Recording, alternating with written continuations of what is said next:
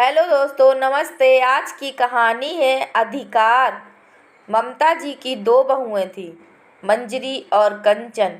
मंजरी को ऐसा लगता था कि कंचन के आ जाने से मेरे अधिकार कम हो गए हैं।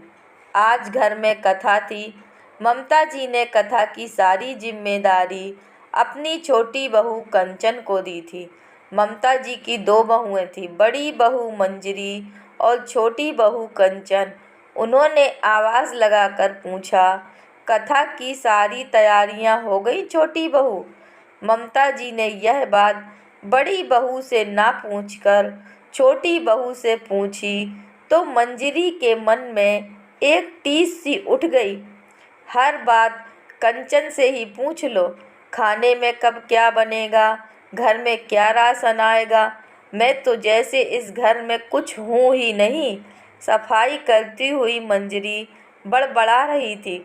उसका बड़बड़ाना पास ही अखबार पढ़ते ससुर जी सुन रहे थे। कुछ देर बाद वे मंजरी से बोले, क्या हुआ मंजरी बहू, तुम्हारा मूड आज कुछ खराब है क्या? नहीं बाबूजी, ऐसा कुछ नहीं है। मंजरी ने यह कहकर बात टालनी चाही, मगर उनकी अनुभवी आंखों से वह बच न सकी।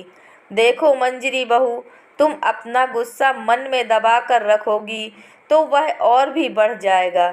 इसीलिए तुम्हारे मन में जिस बात को लेकर गुस्सा है वह कह दो। अपने ससुर जी की यह बात सुनकर उसके मन का सारा गुबार शब्दों में फूट पड़ा। बाबूजी, आप लोग छोटी को स्नेह दें, सम्मान दें, इससे मुझे कोई परेशानी नहीं। लेकिन अगर मेरे सारे अधिकार ही उसे दे दें तो फिर मेरा क्या होगा? यह कहते हुए मंजरी की आंखें भर आईं। तभी उसकी सासू माँ यानी ममता जी वहाँ आ गई। मंजरी की आंखों में आंसू देख वे कुछ समझ नहीं पाई।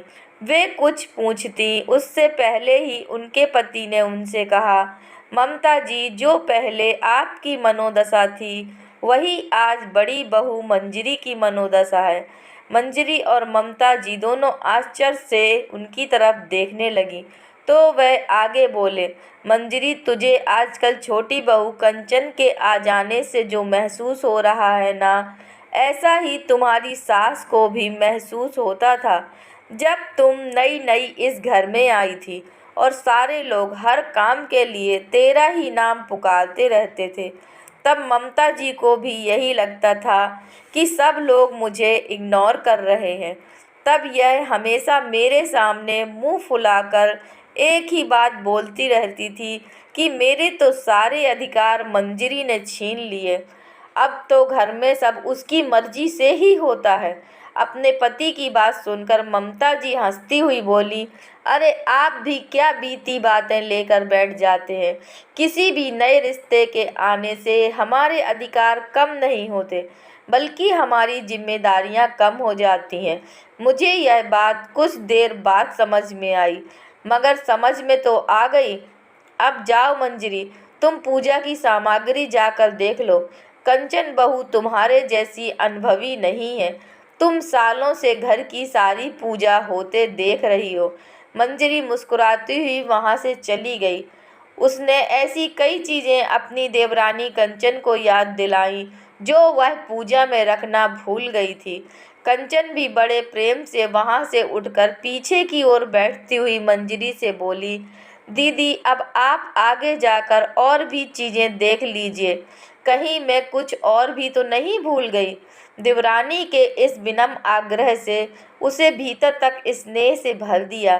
घर के बाकी लोगों के साथ पीछे पीछे ममता जी भी अपने पति के साथ पूजा के स्थान पर आ गईं और उन्होंने पूजा की सामग्री की सारी चीज़ें देखने के बाद जिन चीज़ों की कमी थी वह चीज़ें बतला दी जो दोनों बहुएं पूजा की थाली में रखना भूल गई थी। कुछ ही देर में पंडित जी कथा के लिए आ चुके थे।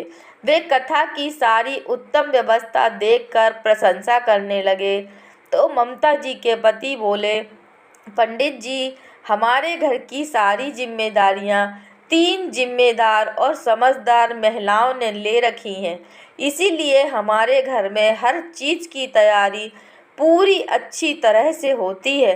अपने ससुर जी और पंडित जी की बातें सुनकर मंजरी आज अपने छोटे बड़े हर रिश्ते पर गर्व महसूस कर रही थी।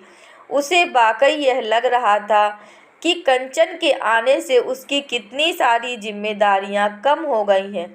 मंजरी जो अभी तक घर के सारे काम अकेले किया करती थी, अब कंचन भी उसके साथ करवाने लगी थी। छोटी से बड़ी हर जिम्मेदारी में कंचन उसका हाथ बटाती थी। अगर कभी मंजरी की तबीयत ठीक नहीं होती तो कंचन सारे काम खुद अकेले ही कर लेती और साथ में मंजरी के लिए नाश्ता खाना उसके कमरे में ही दे देती थी। जब मंजरी अब अपने मन से उठे कड़वे भावों पर बड़ा पछतावा हो रहा था। वह समझ गई थी कि नए रिश्ते के आने से जिम्मेदारियां बढ़ती हैं, अधिकार नहीं। मेरे अधिकार तो हमेशा से मेरे पास थे, यह समझने में मुझे ज़रा देर हो गई। दोस्तों, अगर यह कहानी आपको पसंद आई है तो कृपया लाइक कीजिए, शेयर कीजिए और चैनल पर नए हैं तो कृपया चैनल को सब्सक्राइब कीजिए। धन्यवाद।